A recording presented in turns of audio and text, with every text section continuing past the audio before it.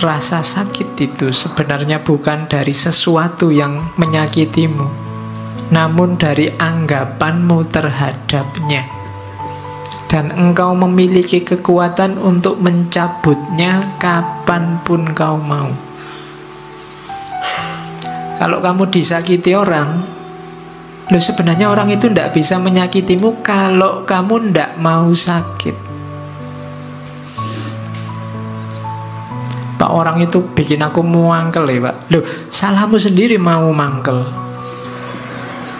Mbok kamu ndak usah mau jengkel, nggak usah mau mangkel kan, ndak jadi dia membuat kamu jengkel. Dia membuatmu jengkel karena kamu mau jengkel. Tolaklah rasa sakitmu dan rasa sakit itu akan lenyap.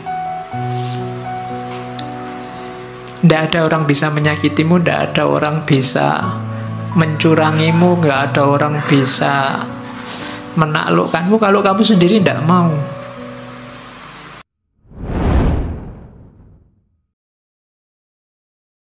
Dulu kita pernah belajar itu dan dulu pernah disinggung sedikit-sedikit tentang Marcus Aurelius. Malam ini kita masuk agak banyak. Jadi dengan bekal filsafat stoik ini, Marcus bisa jadi pribadi yang tangguh, sabar. Marcus ini dikenal raja yang sangat sabar, ulet, tekun, dan akhirnya menang. Meninggalnya karena sakit, tidak karena perang. Meskipun hidupnya banyak mengalami pengeram, mengalami bencana alam. Oke, kita lihat ya dahsyatnya filsafat dalam diri seorang pemimpin stoikisme. Ada tokoh barat yang meneliti filsafat Islam, namanya Joseph van Es. Katanya Joseph van Es, hasil penelitiannya tentang stoik ini sebenarnya epistemologi yang banyak dikembangkan dalam tradisi filsafat Islam itu bukan Aristotelian, tapi logika-logika stoik. Makanya bau spiritualnya agak kental. Kalau Aristotelian murni kan agak realisme. Kalau coba baca Al-Kindi, baca Al-Farabi, baca Ibnu Sina, itu kan bau spiritualnya kuat. Cara berpikirnya agak bau stoik. Ya silahkan kamu cari sendiri apa ya begitu. Oke, kita lihat ya di mana menariknya stoikisme khasnya Marcus Aurelius. Orang stoik itu ciri berpikirnya 4. Yang pertama, berfilsafat tidak perlu jelimet, yang penting baik dan manfaat. Ini prinsip luar biasa. Kalau di kita kan kadang-kadang filsafat itu kalau nggak jelimet kan kurang filsafat. Filsafat itu harus rumit. Kalau nggak rumit nggak filsafat. Prinsipnya stoik kebalikannya, nggak ada gunanya perumitan-perumitan itu. Yang simpel saja, apa adanya, tapi baik dan manfaat. Di antara yang membuat banyak orang trauma sama filsafat itu kan buletnya itu.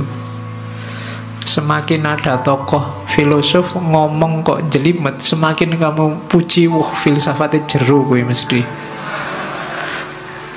Ya kan, setiap kali kamu nggak paham kan kamu anggap itu wah dalam itu, kan gitu kamu. Padahal prinsipnya stoik kebalikannya, tidak begitu. Jadi gagasan-gagasan besar itu tidak terlalu penting. Yang penting itu gagasan yang baik dan manfaat. Itu rumus pertama itu. Makanya stoikisme itu mudah dipahami. Kenapa kalian tidak paham? Ya karena bahasa Inggris kebanyakan referensinya, terjemahan ke dalam bahasa Indonesia. Yang kedua, stoikisme ini rasanya agak cocok sama dunia timur karena yang ditekankan dimensi internalnya manusia. dimensi dalamnya, dimensi ruhaniahnya. Termasuk konsepnya tentang kebahagiaan. Orang-orang Stoik meyakini bahwa bahagia atau tidak bahagia itu tergantung dirimu yang ada di dalam, bukan tergantung yang di luar diri. Kalau kebahagiaanmu kamu cantolkan pada yang di luar dirimu, percayalah kamu tidak akan ketemu yang namanya bahagia. Saya bahagia Pak kalau besok punya uang banyak. Kamu tidak akan ketemu-ketemu, karena begitu kamu dapat uang banyak, kamu pengen lebih banyak lagi. Kalau saya punya istri cantik Pak, mungkin kamu tidak ketemu bahagia karena yang lebih cantik dari istrimu besok pasti banyak. Ya mau kamu kawin, ya pasti kawin ini cantik, nanti lama-lama ya tua dan jelek. Yang lebih cantik pasti banyak. Kalau dasarmu hanya itu, kamu tidak akan ketemu-ketemu sama kebahagiaan. Kekayaan juga begitu. Maka katanya Stoik, yang penting dimensi dalammu. Meskipun gak terlalu cakep, gak terlalu kaya, asal kamu puas, rela, ridho, bahasa agamanya, sudah cukup bahagia. Oke. Kemudian orang-orang Stoik punya pandangan bahwa alam semesta ini kalau dalam agama yang ketiga ini namanya sunnatullah. Ada logos universalnya. Jadi alam ini ada sistemnya dan ada tujuannya. Kenapa kok menurutmu kadang tidak adil, menurutmu kadang tidak imbang, menurutmu kadang tidak cocok? Biasanya kesimpulanmu begitu karena lihat parsial-parsial, karena lihat satu peristiwa demi satu peristiwa. Kalau kamu baca lebih utuh, lebih luas, sebenarnya semuanya ada skenarionya, ada sistemnya. Itu keyakinannya orang Stoik. Sekali-sekali perlu ada bencana, sekali-sekali perlu ada kesedihan, sekali-sekali itu membacanya jangan diputus di bencana itu saja, di kesedihan itu saja. Bacanya jauh lebih luas, nanti akan kelihatan ada skenario besar. Ada aturan, ya kayak ada yang miskin, ada yang kaya. Itu kan ada main fungsinya sendiri-sendiri. Ada yang cantik, ada yang jelek. Itu semuanya kan ada struktur besarnya. Kalau cantik semua juga mungkin ada sunatullah yang akan tidak jalan. Jelek semua juga begitu. Oke, kamu sendiri yang bisa nyari contoh banyak. Terus yang terakhir berarti apa? Manusia itu tugasnya ya jalankan fungsimu sebagai manusia. Tidak usah terlalu banyak komplain, terlalu banyak protes, terlalu banyak rekayasa. Malah bulet sendiri kamu nanti. Malah bingung sendiri kayak Diogenes kemarin loh. Kenapa hidup kita susah? Kita sendiri yang bikin rumit. Jadi jangan dibulet-bulet, kembali ke yang alami-alami, yang natural-natural. Nah itu maunya orang-orang Stoik. Manusia itu kan yang bikin rumit kan dirinya sendiri. Sebenarnya rumusnya hidup itu kan simple. Kalau lapar ya makan, kalau ngantuk ya tidur. Kalian ngaji kok sambil ngantuk kan bingung, Pak saya ngantuk sekali Pak. Ya tidur. Kan simple. Kamu sendiri yang bikin rumit gitu loh. Oke. Kalau tidak punya ya nyari. Kalau yang dicari ada di orang lain ya minta nggak dikasih ya utang. Itu kan rumus simple sebenarnya. Utang tidak boleh ya dirayu. Iya, nggak bisa ngerayu yang ngerampok. Oke, jadi ada rumus-rumus simple yang kita bikin rumit sendiri.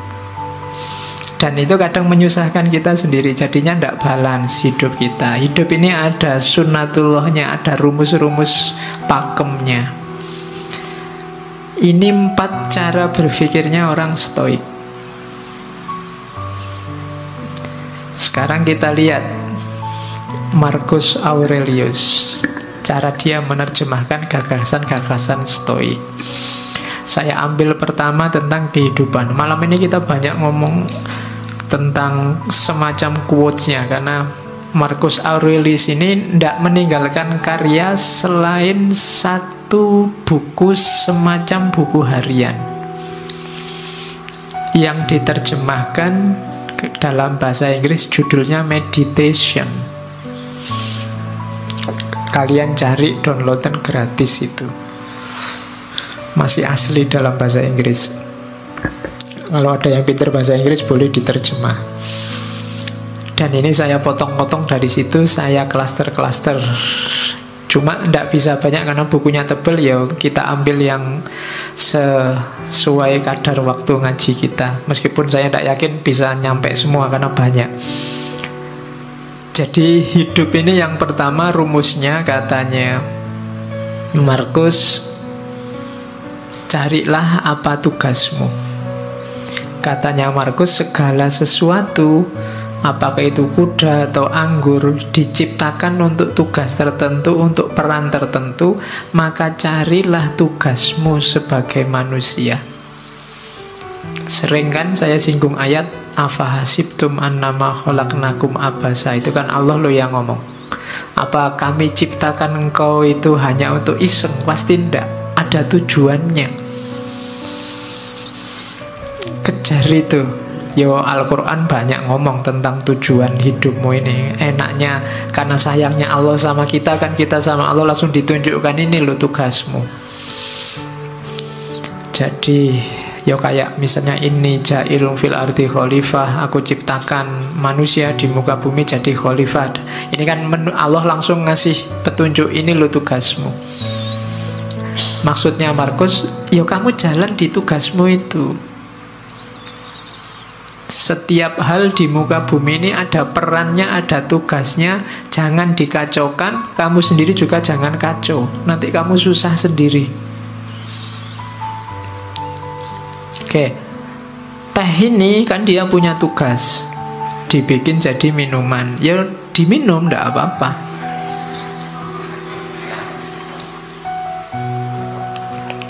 Manusia yang minum jangan dibikin kacau. Nanti tehnya kamu pakai ngepel terus kamu siramkan di karpetnya masjid, itu jadi kacau, kamu sumpek sendiri. Tidak di situ mainnya teh, dia untuk diminum. Jadi rumusnya hidup pertama, tugasmu apa? Yang harus kamu lakukan apa? Saya sering bilang, tidak usah cerewet tanya, apa Pak? Saya tidak tahu. Tidak, kamu sudah tahu. Begitu kamu tahu identitasmu, sebenarnya kamu tahu apa yang harus kamu lakukan. Begitu kamu tahu bahwa saya mahasiswa Pak, kamu sudah tahu apa yang harus dilakukan seorang mahasiswa. Di rumah, saya ini anak loh Pak, kamu tahu apa yang harus dilakukan seorang anak. Saya ini tetangga loh Pak, kamu sudah ngerti rumusnya tetangga yang baik seperti apa. Jadi tanya tugasmu apa, jalankan itu. Itu rumusnya orang hidup yang pertama. Dan yang kedua, tidak usah khawatir, tidak bisa. Katanya Marcus, manusia pasti mampu melakukan semua yang Tuhan ingin ia lakukan.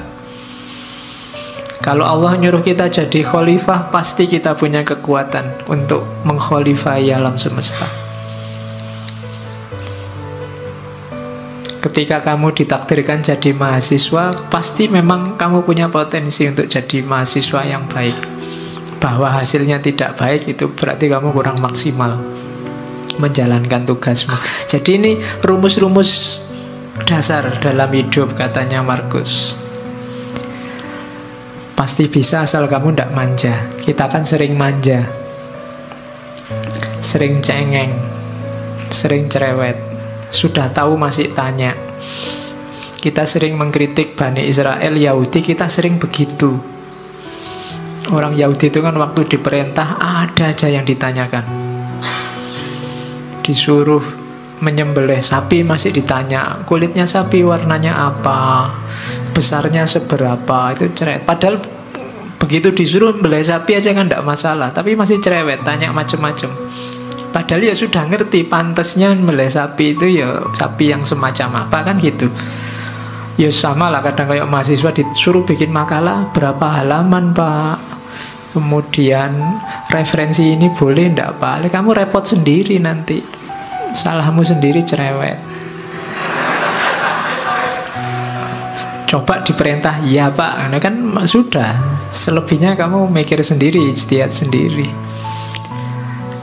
Biasanya banyak tanya itu kan maksudnya kamu ingin dapat yang ringan, atau syukur-syukur bisa ndak jadi diperintah. Kan itu orang Yahudi itu kan begitu, nawar bolak-balik itu kan maksudnya yo siapa tahu ndak jadi karena perintahnya ndak jelas. Nah kita sering begitu dalam hidup. Kamu sering ngerti tugasmu tapi ndak jalan, kenapa? Kamu nyari alasan, nyari dalih. Alah Pak, ujian masih lama. Alah Pak, kan segalanya sudah ada garisnya, ada takdirnya. Alah Pak, selalu begitu, nyari dalih. Terus bekalmu lengkap, katanya Markus. Yang pertama apa? Ndak usah khawatir. Alam ini ada rumusnya, ada sunatullahnya. Jalankan tugasmu sesuai sunatullah. Kenapa harus kamu jalankan sekarang? Karena tidak lama lagi engkau ndak ada. Dimanapun. Hidup ini kan cuma sementara. Kamu dikasih fasilitas hidup yang sementara dengan tugas tertentu. Kalau nanti tiba-tiba kamu dipanggil sama yang ngasih tugas dan tugasnya belum selesai, bisa jadi kamu dikasih nilai C, D, atau E. Kalau kamu dikasih nilai E kan susah. Kalau ndak lulus di kampus gampang. Kalau ndak lulus besok di akhirat, urusannya panjang. Kamu ndak bisa ngerayu-ngerayu karena sudah selesai. Ndak ada remedinya. Besok waktu dihisab di akhirat kan kamu mbok ada ujian susulan, ndak ada. Sudah selesai. Maka katanya Markus, bekalmu lengkap, alam semesta menyediakan semuanya, termasuk hukum-hukumnya. Segera jalan karena waktu kita terbatas. Pada saatnya semua akan tidak ada, termasuk Hadrian, termasuk Agustus di kalimat itu. Hadrian ya raja sebelumnya, Agustus raja Romawi pertama yang paling sukses menyatukan kerajaan Romawi. Orang sebesar itu saja juga waktunya limited, terbatas. Kalian ini kan edisi terbatas. Percayalah Allah tidak menciptakan yang mirip kayak kalian lagi. Bikin yang lain yang lebih cakep-cakep. Terus yang kedua, katanya Markus, fokuslah pada apa yang kamu lakukan karena tugasmu di situ. Ingatkan dirimu bahwa tugasmu adalah menjadi manusia yang baik. Ingatkan dirimu apa tuntutan alam pada manusia. Jadi alam ini kayak mesin besar, ada sistemnya, kamu punya peran. Itu yang dimaksud tuntutan alam. Kalau kamu tidak memainkan peranmu, alam ini akan kacau ritmenya. Dan ketika alam ini ritmenya kacau, efeknya ke kalian lagi, ke manusia lagi. Maka ikuti tugasmu, jalankan peranmu sebaik-baiknya. Lalu jalankanlah tanpa ragu. Jalankan kebenaran, ungkapkan kebenaran saat engkau memahaminya. Cuma ungkapkan dengan baik, dengan santun, tanpa pura-pura. Nah ini apa yang dijalankan? Kebenaran. Menjalankannya dengan baik, dengan santun, dengan tulus, tanpa pura-pura. Itu tugas hidup kita yang pertama. Di meditation itu saya potong-potong rumusnya orang hidup itu ini.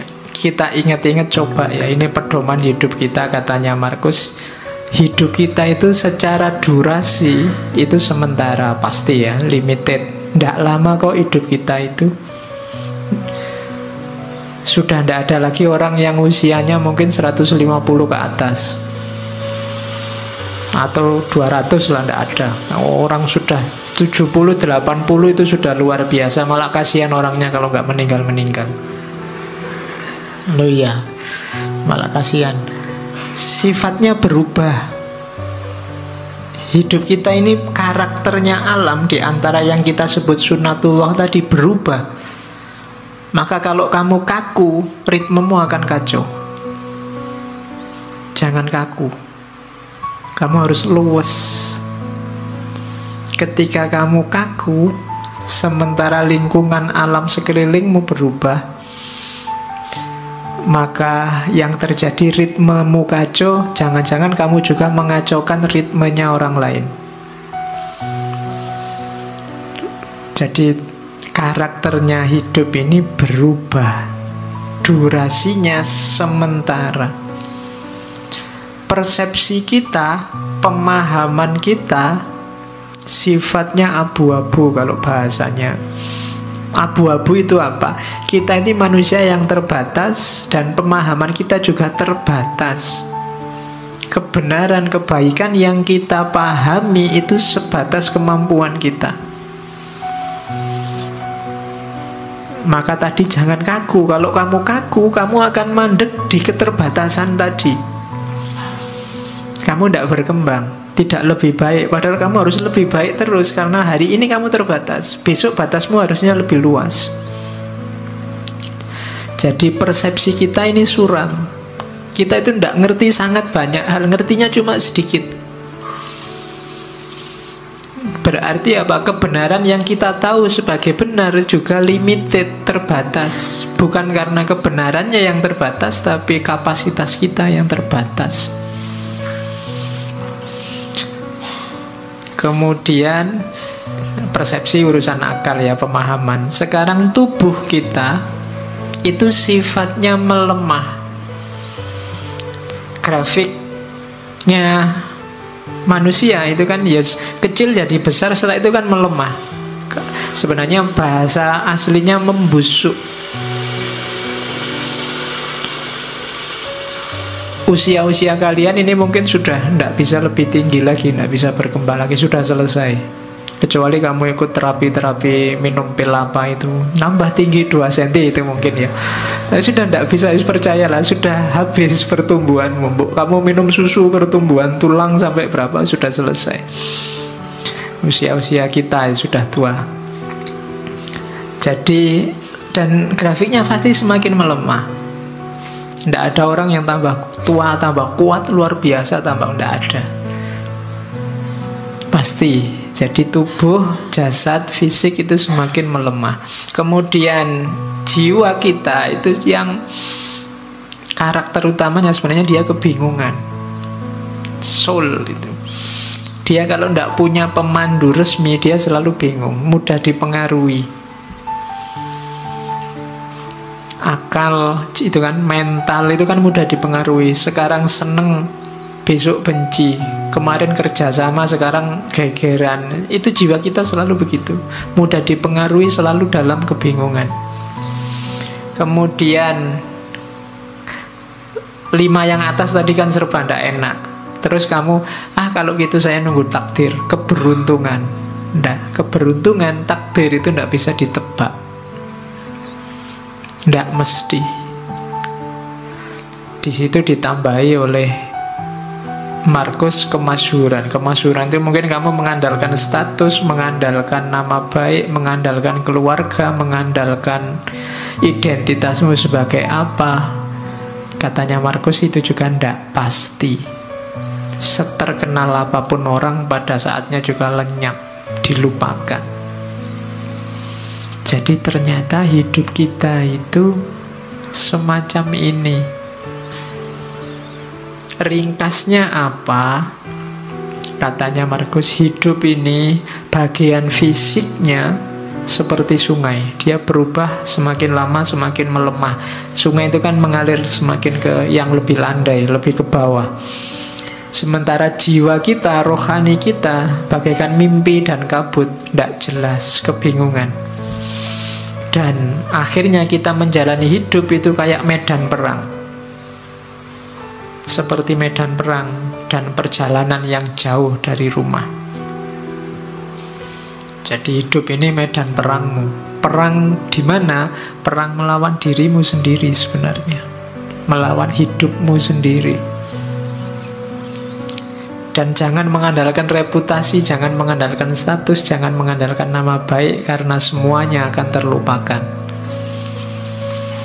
Maka tidak usah terlalu banyak membuang energi untuk hal-hal yang tidak penting. Ayo mikir hidup kita sendiri saja. Wong hidup kita sendiri juga tidak terlalu bagus situasi dan kondisinya. Wong ya semua orang begitu. Kalau ditarik lebih jauh lagi, tidak ada orang yang pantas sombong. Sering saya bilang bahwa manusia itu diciptakan sebagai sosok yang tidak pantas untuk sombong, karena lemah dalam segala aspeknya.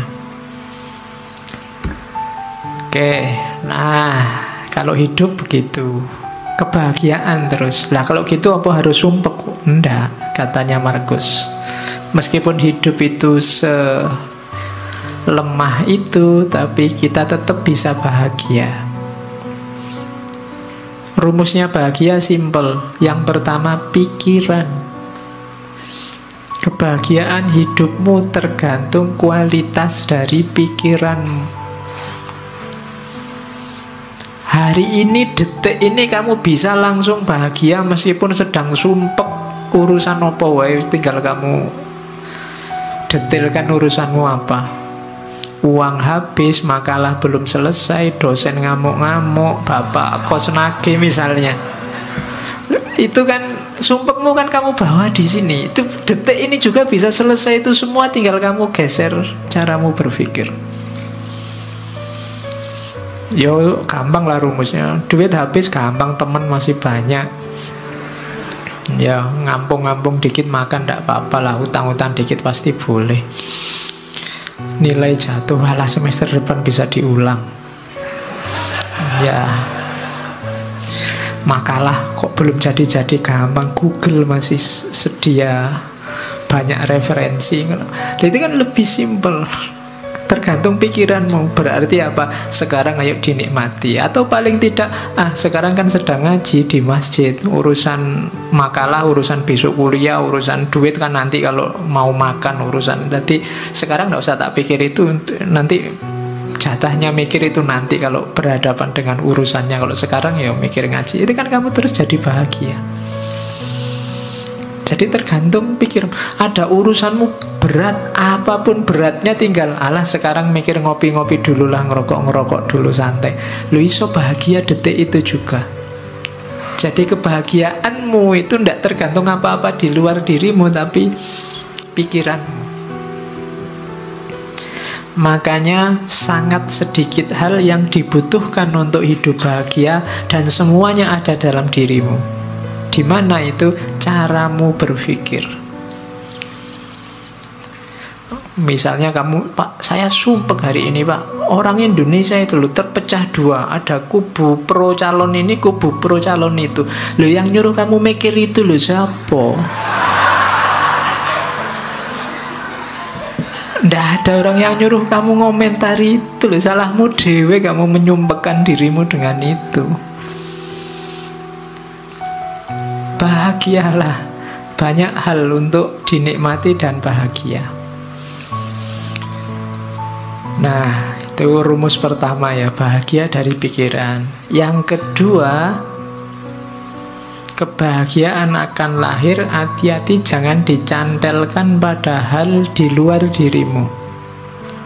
Katanya Markus, kebahagiaan mereka yang ingin populer tergantung orang lain.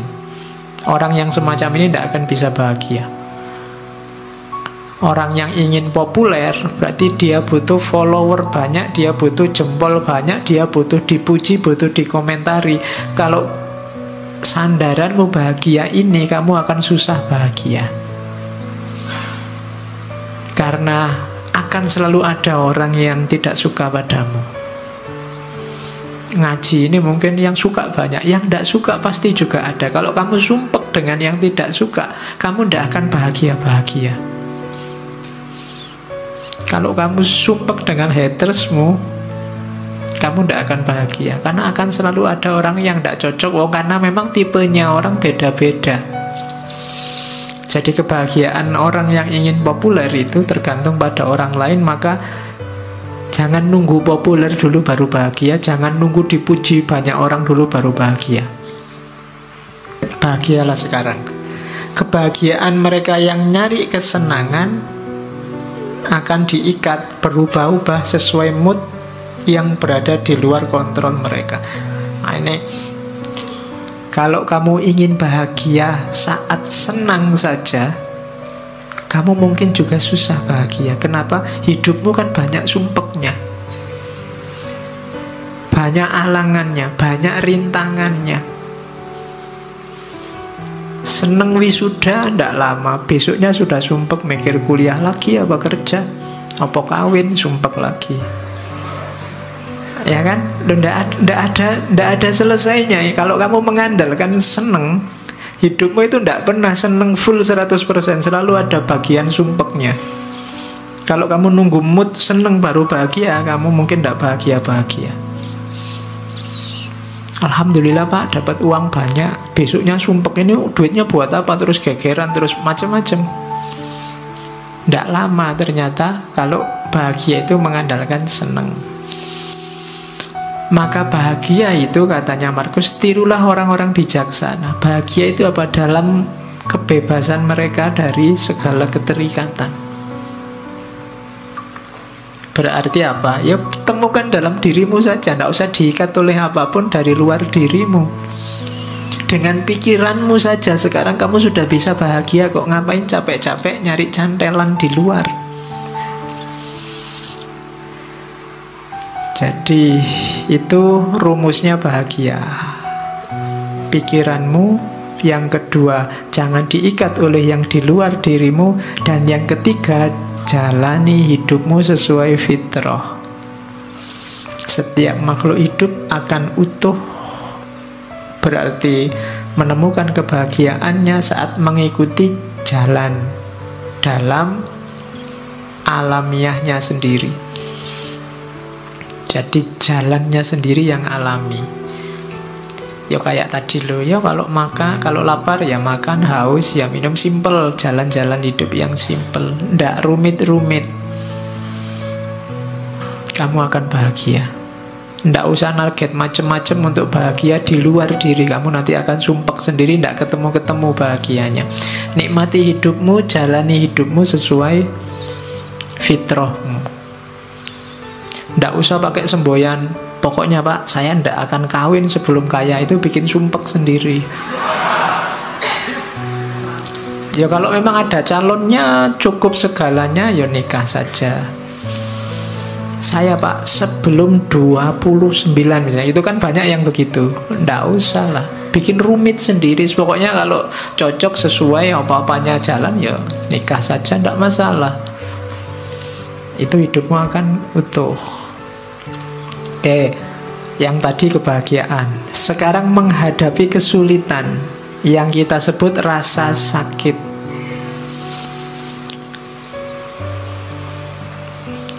Katanya Markus, saat engkau tersiksa oleh sesuatu dari luar dirimu, rasa sakit itu sebenarnya bukan dari sesuatu yang menyakitimu, namun dari anggapanmu terhadapnya. Dan engkau memiliki kekuatan untuk mencabutnya kapanpun kau mau. Kalau kamu disakiti orang, sebenarnya orang itu tidak bisa menyakitimu kalau kamu tidak mau sakit. Pak, orang itu bikin aku mangkel ya Pak. Salahmu sendiri mau mangkel. Mbok kamu ndak usah mau jengkel, nggak usah mau mangkel kan, ndak jadi dia membuat kamu jengkel. Dia membuatmu jengkel karena kamu mau jengkel. Tolaklah rasa sakitmu dan rasa sakit itu akan lenyap. Ndak ada orang bisa menyakitimu, ndak ada orang bisa mencurangimu, nggak ada orang bisa menaklukkanmu kalau kamu sendiri tidak mau. terjadi. Katanya Markus, raih kembali kesadaranmu, panggil kembali dirimu, dan bangunlah sekali lagi.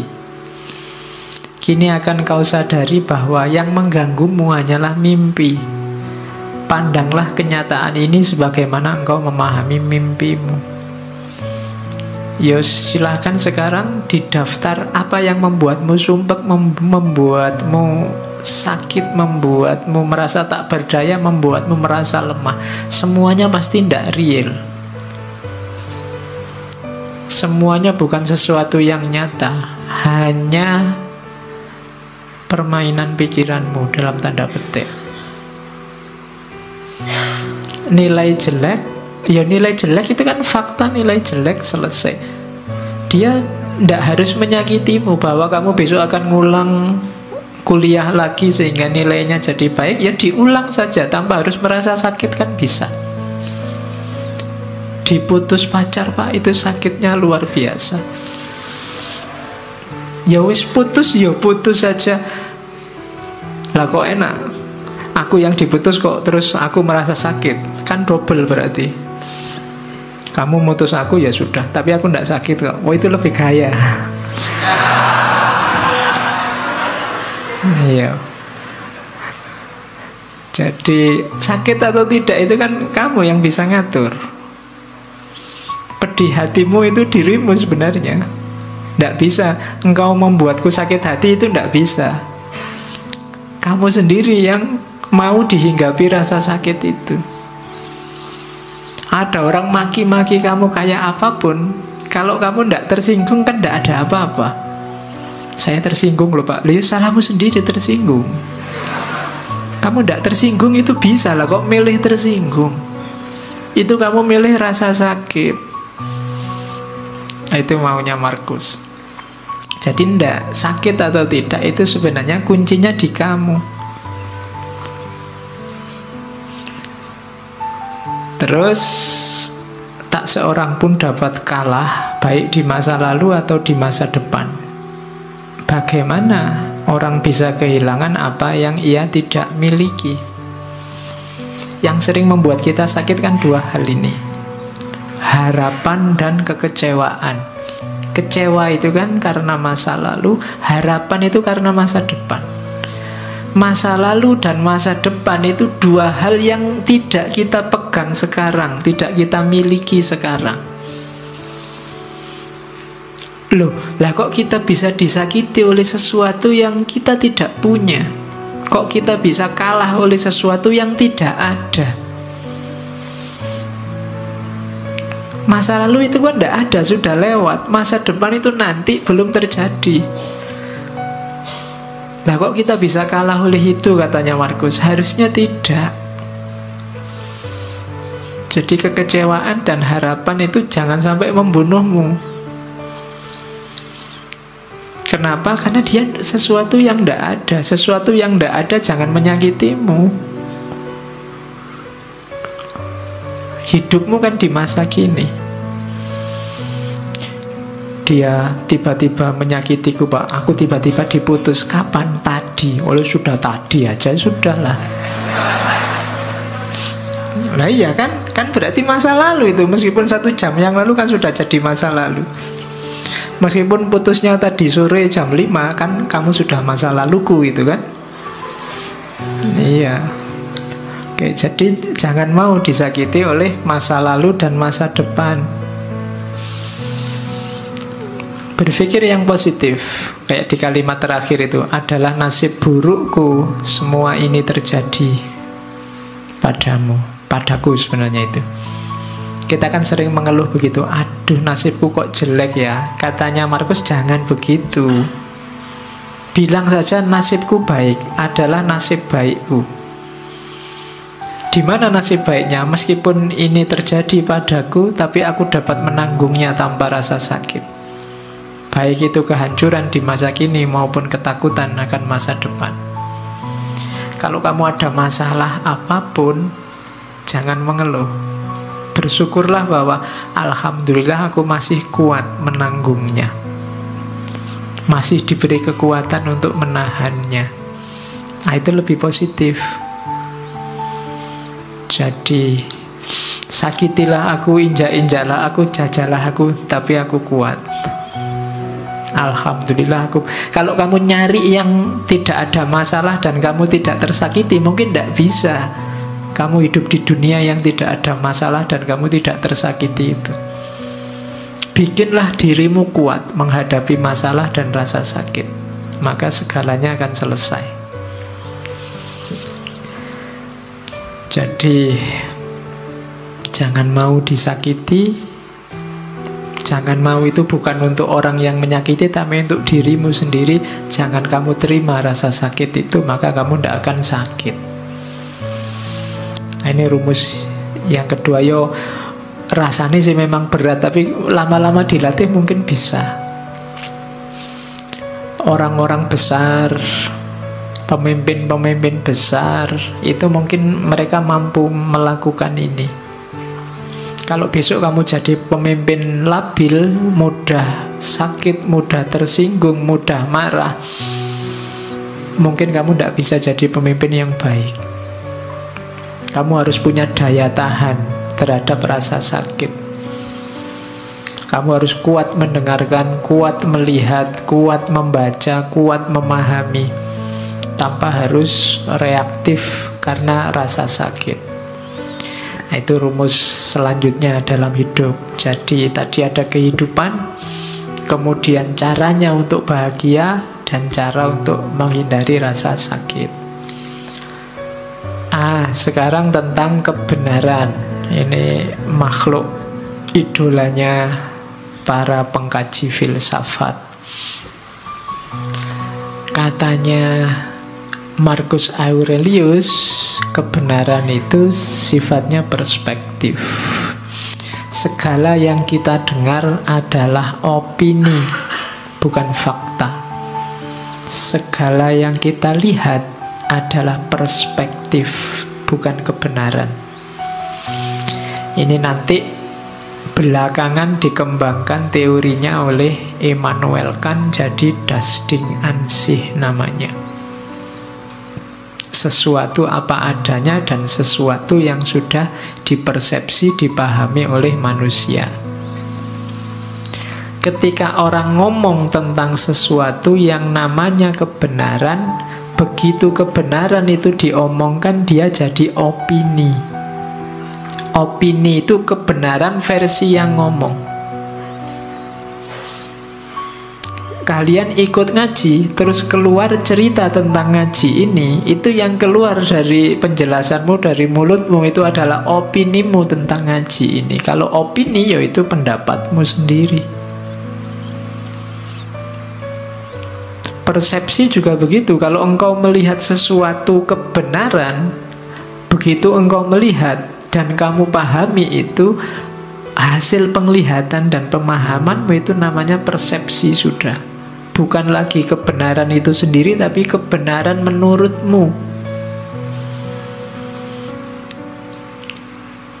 Jadi segala yang kau dengar adalah opini, segala yang kau lihat adalah perspektif. Sebenar apapun, sebaik apapun yang disampaikan orang atau yang kau lihat, sifatnya sama. Sifatnya opini atau perspektif. Ya, perspektif itu selalu sesuai sudut pandang siapa yang melihat. Ngaji ini penting apa enggak penting, itu kan sesuai persepsi, perspektif yang melihat. Begitu ada orang cerita, yang dia ceritakan itu ya opini dia tentang apa yang dia ceritakan. Maka semua acara TV, semua yang kamu baca di internet, semua yang ada di Facebook dan Twitter itu sifatnya adalah opini dan perspektif. Makanya kamu tidak harus terlalu mudah terpengaruh. Jadi iya, ada kebenaran, ada kebaikan, ada keindahan, tapi begitu bersentuhan dengan manusia, dia akan berubah jadi perspektif. Ketika dia sampaikan, namanya adalah opini. Loh, ini saya ngomong kebenaran loh Pak. Iya, kebenaran versimu. Mungkin orang lain punya perspektif berbeda, karena karakternya manusia kan memang tergantung perspektifnya. Oke, ya contohnya banyak. Kalian bisa nyari contoh sendiri lah, Pak. Satu masalah itu, kamu kalau baca berita kan biasanya terus lihat komentarnya. Coba dilihat, masalahnya sama, faktanya itu, tapi komentarnya coba dilihat. Mungkin ada yang pro, ada yang kontra, ada yang iseng, ada yang macam-macam. Berarti apa? Opini dan perspektif. Dan kamu makanya jangan mudah terpengaruh. Wong itu cuma opini, itu cuma perspektif. Sebenar apapun objek yang diomongkan. Teh ini, begitu kamu lihat, itu kan teh menurutmu. Saya yang melihat teh menurutku. Beda. Sama-sama, loh kalau dirasakan kan bisa. Iya coba, saya yang merasakan. Kesimpulannya bisa beda loh sama kalian yang merasakan. Mungkin menurut kalian, wah itu tehnya kelihatannya terlalu manis, Pak. Bagi saya, oh ini cukupan. Bagi yang lain, oh itu pahit. Teh yang sama bisa banyak kesimpulan berbeda. Kesimpulanku, kesimpulanmu, itu namanya perspektif. Begitu kamu cerita, itu namanya opini. Jadi itu loh yang kita sebut kebenaran itu. Kebenaran itu begitu bersenggolan dengan manusia, dia berubah bentuk jadi opini dan perspektif. Oke, terus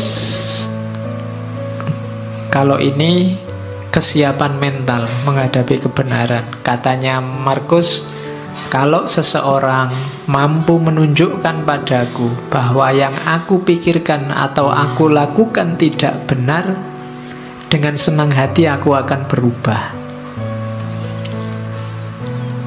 Karena aku hanya kebenaran yang kucari, karena hanya kebenaran yang kucari, yang dengannya tidak akan ada orang akan benar-benar tersakiti. Yang tersakiti adalah mereka yang senantiasa menipu diri dan tidak mau tahu. Jadi ini sikap pada kebenaran. Tidak banyak orang suka dan siap pada kebenaran. Katanya Markus, saya punya kebenaran, aku meyakini kebenaran tertentu, tapi kalau ada orang lain bisa menunjukkan padaku yang lebih benar, dengan senang hati aku akan berubah. Karena komitmenku hanya pada kebenaran, bukan pada orang, bukan pada aliran, bukan pada perspektif tertentu, hanya pada kebenaran. Dan ini akan lebih selamat. Hanya pada kebenaran, membela kebenaran, berpihak pada kebenaran, tidak akan menyakiti orang lain, katanya Markus. Kalau ada orang yang tersakiti, berarti mereka adalah orang-orang yang tidak mau tahu atau orang yang menipu diri. Orang menipu diri itu dia tahu bahwa ada kebenaran yang lebih benar dibandingkan kebenaran yang dia yakini selama ini, cuma dia tidak mau berubah. Ini orang ini menipu diri.